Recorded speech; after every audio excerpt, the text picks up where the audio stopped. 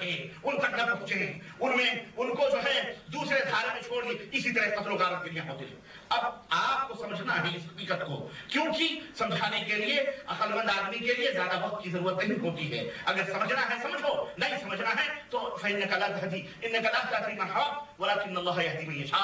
अल्लाह जिसको चाहता है हिदायत देता है। हमारे हाथ में हिदायत नहीं है, हमारे हाथ में हिदायत देना नहीं है। आपकी मर्जी है, चारों पांचों दसियों इमामों के भूल भुलैयों में भटके रहो। अल्लाह की कसम क़यामत के दिन ये सारे अइम्मा लात मारेंगे, लात मार मार कर इंशाअल्लाह जन्नत में जाएंगे और तुम्हारी तरफ नजर उठा करके नहीं देखेंगे। ये तुम्हारे दुश्मन होंगे, क्योंकि ना उन्होंने कहा है कि मेरे पीछे चलो, ये मुल्लाओं ने कहा है इनके पीछे चलो, फलाने के पीछे चलो, फलाने के पीछे। उन्होंने नहीं कहा बेचारों ने, वो बरी हैं, वो बरात का इजहार करते हैं। तो मेरे अजीजों मेरे तो मैं अभी बताऊंगा।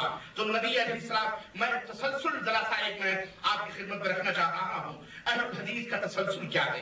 नबी करीम जरा इस मैं अपने दावों की दलीलें तो दूंगा, लेकिन जरा इस तसलसल को, तारीखी तसलसल को अपने दिमाग में मुख्तसरन, बहुत ही मुख्तसर लाइट अंदाज में मैं आपके दिमाग में बिठाना चाह रहा हूँ और मैं अपने मौजू तक पहुंच रहा हूँ। नबी करीम सल्लल्लाहु अलैहि वसल्लम का सुनहरी दौर गुजर गया, सुनहरी जमाना गुजरा। मुसलमान एक किबला, एक ही नबी, एक कुरान, एक हदीस के मानने वाले, मोमिनीन, मुत्तकीन, मुहसिनीन, है ना, ताइफा मंसूरा जमाअत के नाम से पहचाने और जाने जाते थे। खुद नबी करीम सल्लल्लाहु अलैहि वसल्लम की जुबान से उन्हें जमात कहा गया, उन्हें ताइफा मंसूरा कहा गया। अल्लाह के रसूल सल्लल्लाहु अलैहि वसल्लम ने उनको बतलाया। कोई गिरोह, कोई पार्टी, कोई जमात नबी करीम सल्लल्लाहु अलैहि वसल्लम के जमाने में थी। एक जमात थी मुसलमानों की, ठीक है, एक गिरोह था मुसलमानों का। कबायली मौजूद थे, खानदान मौजूद थे, मुहाजिरीन और अंसार के पैमाने पर दो गिरोह मौजूद थे, लेकिन वो सब आपस में मुत्तहिद ईमान और अकीदे पर, उनको ईमान और अकीदे ने एक किया हुआ था, वो भाई भाई थे।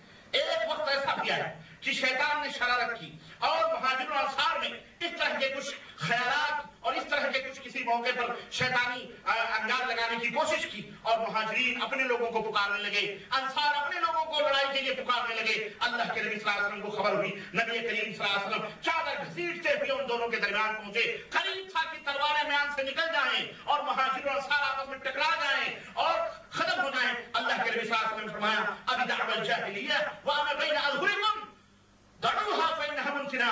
ए मेरे सहाबा, मैं मौजूद हूँ और ये जाहिलियत की तफरीक अभी से कर शुरू कर रहे हो, जबकि मैं तुम्हारे दरमियान मौजूद हूँ। अरे ये जाहिलियत के नारे हैं, ये जाहिलियत है, तफरीका मत पैदा करो, इख्तिलाफ मत पैदा करो, मैं मौजूद हूँ। फइन्नहा मुमकिना, ये गंदी चीज है, गंदी से परहेज करो।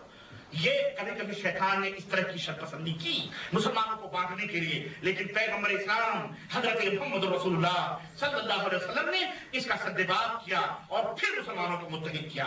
इस तरह से असबियत जाहिला का खात्मा, जाहिलिया का खात्मा हुआ। हर मुसलमान मुकम्मल इस्लाम का पैरोकार था और तमाम मुसलमान एक दूसरे के भाई भाई थे। न कोई निस्बत थी, न कोई तमीज थी, सब मुसलमान थे। अल्हम्दुलिल्लाह मुहसिनीन मुत्तकीन के नाम से वो जाने और पहचाने जाते थे।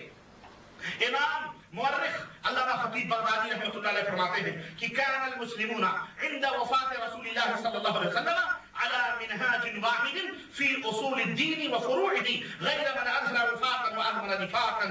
फरमाते हैं कि मोहम्मद रसूलुल्लाह सल्लल्लाहु अलैहि वसल्लम की वफात हुई और मुसलमान एक ही तरीके पर, एक ही मनहज पर, उनका उसूल अकीदा और उनके फुरुआत जो मसाइल थे सब एक ही तरह के थे, उनमें कोई फर्क और कोई तमीज न थी, सिवाय मुनाफिकीन के और उन लोगों के, उनकी बात अलग थी। लेकिन मुसलमान एक जमात, एक मिनहाज, एक तरीके के ऊपर कायम दायम थे। नबी अलैहिस्सलाम की वफात हुई और फिर सहाबा किराम के अंदर चंद जुज़वी बसीत इख्तिलाफात पैदा हुए, मगर इख्तिलाफात कई थे, मैं उन इख्तिलाफात में जाना चाहता। और जब जब इख्तिलाफात पैदा हुए, सहाबा किराम ने मोहम्मद रसूलुल्लाह सल्लल्लाहु अलैहि वसल्लम की अहादीस बदलाई, इख्तिलाफात खत्म हो गए, इख्तिलाफात खत्म हो गए। यहां तक कि खलीफतुल मुस्लिमीन हजरत अबू बकर सिद्दीक रज़ियल्लाहु तआला अन्हु पर की खिलाफत पर भी इख्तिलाफ हुआ, लेकिन बिलाखिर नबी करीम सल्लल्लाहु अलैहि वसल्लम की हदीस पाक सुनकर तमाम सहाबा ने अबू बकर सिद्दीक रज़ियल्लाहु तआला अन्हु के हाथों पर इत्तेफाक बैत की और एक प्लेटफॉर्म पर आ गए।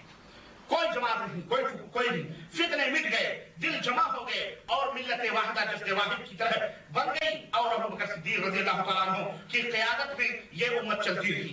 चंद एक हादसे फिरका बंदी के जमाने अबू बकर सिद्दीक में हुए, जैसे माने ज़कात का फिरका निकला, मुर्तद्दीन का फिरका, मुसलमा कज़्ज़ाब की नबुव्वत के इक़रारियों का, लेकिन अबू बकर सिद्दीक की हिकमत और उनकी होशमंदी और उनकी दानाई और उनकी तलवार ने इन सब का खात्मा किया और इस तरह से वो फितना भी खत्म कर दिया गया। फिर उमर बिन खत्ताब रज़ी अल्लाह तआला अन्हु अमीरुल मोमिनीन बनाए गए। उम्मत एक रुख पर चलती रही, कोई जमात उमर बिन खत्ताब के जमाने में भी नहीं, 12 बरस तक, तकरीबन 11-12 बरस तक एक रुख के ऊपर जब हम उम्मत मुस्लिमा चलती रही, हत्ता कि एक अजीम फितना पैदा का दरवाजा खोला गया जो नबी करीम सल्लल्लाहु अलैहि वसल्लम की पेशिन गोई थी कि वो फितने का ताला तोड़ा जाएगा, उसके बाद वो फितना वो फिर दरवाजा बंद नहीं होगा। यानी हजरत उमर बिन खत्ताब रज़ी अल्लाह तआला अन्हु को एक मजूसी ने शहीद कर दिया, शहीद कर दिए गए। फिर उम्मत ने उस्मान गनी रज़ी अल्लाह तआला अन्हु को अपना अमीर, अपना खलीफा मुंतखब किया और हजरत उस्मान गनी मुंतखब कर लिए गए। अबू बकर और उमर के जमाने फिर लौट आए और फिर वही अदल और इंसाफ का मामला चलता रहा और उम्मत तरक्की करती रही। अफ्रीका के सहराओं तक इस्लाम की सरहदें पहुंच गईं और यूरोप तक इस्लाम की अज़ानें गूंजती रही और उम्मत आगे बढ़ती रही। यहाँ तक कि एक यहूदी खबीस इब्नुल असवद, अब्दुल्लाह इब्न सबा, हिक़्द और हसद और बुग़्ज़ में चूर, वो आकर के हज़रत उस्मान गनी के सामने कलमा पढ़ता है और वो कहता है मैं मुसलमान, वो यहूदी था, वो कहता है मैं मुसलमान होता हूँ, लेकिन दिलों के अंदर उसने कुफ्र को और अपने खुब्ज़ को छुपाया हुआ था।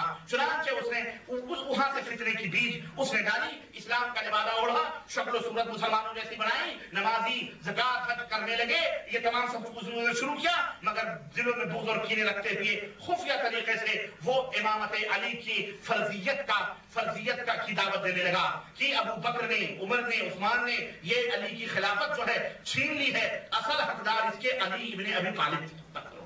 यहाँ से उसने लोगों को उभारना शुरू किया, मोहब्बत अली का दावा किया कि मैं अली रज़ी अल्लाह तआला से मोहब्बत करता हूं। किससे? हाँ, याद रखना इस पॉइंट को, ये बड़ा अहम पॉइंट है।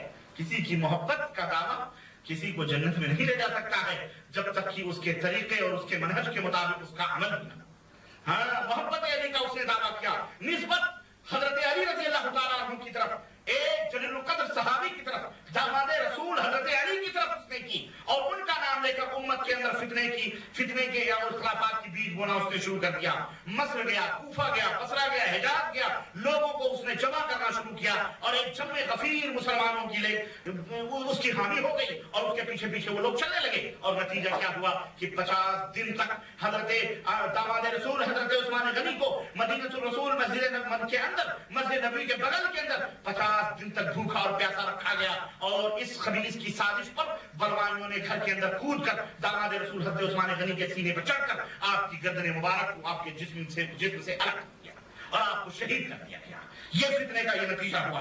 इस तूफान फितन में हजरत अली इब्न अबी तालिब रज़ी अल्लाह तआला अन्हु खलीफा बनाए गए, उम्मत मुनक़सिम हो गई, दो टुकड़े हो गए और इख्तिलाफात बढ़ते गए।